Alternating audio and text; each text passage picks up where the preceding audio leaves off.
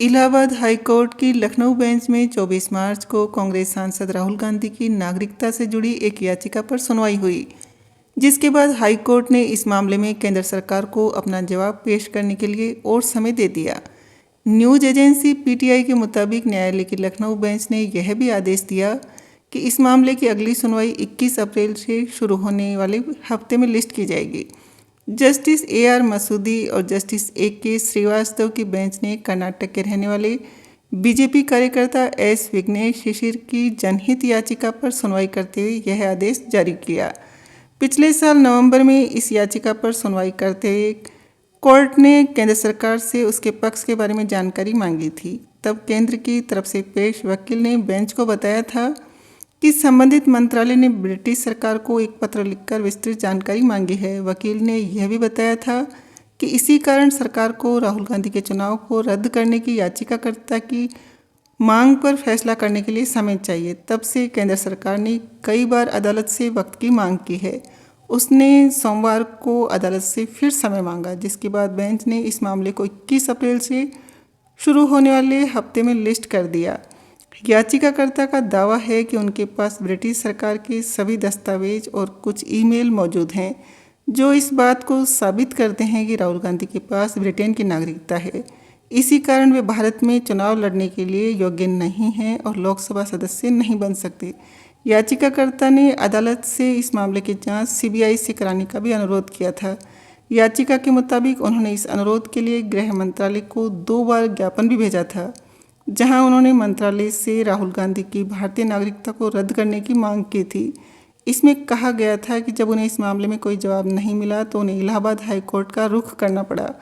याचिका में यह भी कहा गया कि लोकसभा में विपक्ष के नेता राहुल गांधी की दोहरी नागरिकता भारतीय न्याय संहिता और पासपोर्ट एक्ट के तहत अपराध है, इसलिए CBI को इस मामले में मामला दर्ज कर जांच शुरू करने के लिए कहा जाना चाहिए। इस तरह की एक और याचिका सुब्रमण्यम स्वामी ने भी दिल्ली हाई कोर्ट में दायर की थी, जिसमें राहुल गांधी की नागरिकता को रद्द करने की मांग की गई थी। वे राहुल गांधी पर आरोप लगाते रहे हैं कि उन्होंने ब्रिटिश अधिकारियों को सौंपे गए दस्तावेजों में खुद को ब्रिटिश नागरिक घोषित किया है। दोहरी नागरिकता का मतलब ऐसे व्यक्ति से है जिसके पास एक ही समय में 2 या उससे ज़्यादा देशों की नागरिकता होती है। किसी व्यक्ति के पास दोहरी नागरिकता होने का मतलब है कि उसके पास यह अधिकार है कि वह कई देशों के पासपोर्ट को अपने पास रख सकता है।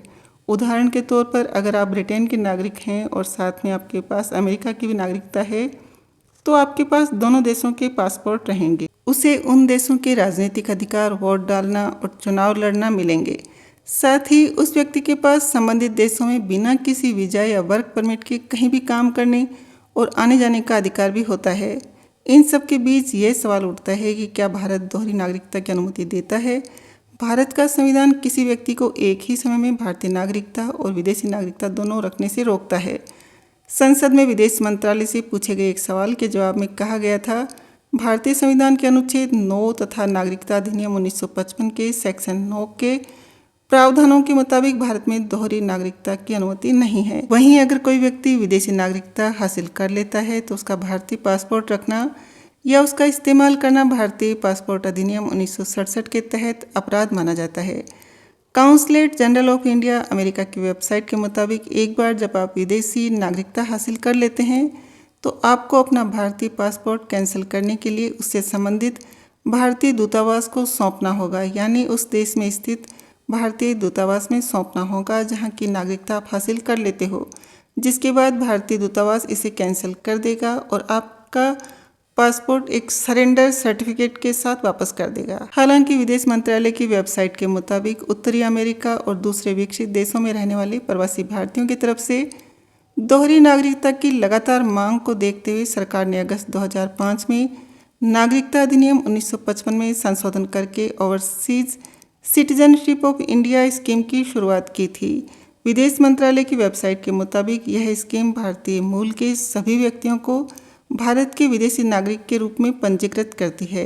इस स्कीम के मुताबिक वह लोग OCI स्कीम का फ़ायदा उठा सकते हैं जो 26 जनवरी 1950 को या उसके बाद भारत के नागरिक थे या 26 जनवरी 1950 को भारत के नागरिक बनने के पात्र थे। इस स्कीम का फ़ायदा वे लोग नहीं ले सकते जो पाकिस्तान, बांग्लादेश या ऐसे देश के नागरिक हैं या रहे हैं जिनके बारे में केंद्र सरकार ऑफिशियल गैजेट में नोटिफिकेशन के जरिए बताएं। हालांकि ओसीआई को दोहरी नागरिकता के रूप में नहीं समझना चाहिए, क्योंकि ओसीआई ऐसे लोगों को भारत के राजनीतिक अधिकार नहीं देता है। साथ ही ऐसे नागरिक सरकारी नौकरी के मामले में अवसर की समानता के संबंध में संविधान के अनुच्छेद 16 के तहत भारत के नागरिकों को दिए गए अधिकारों के हकदार भी नहीं होंगे।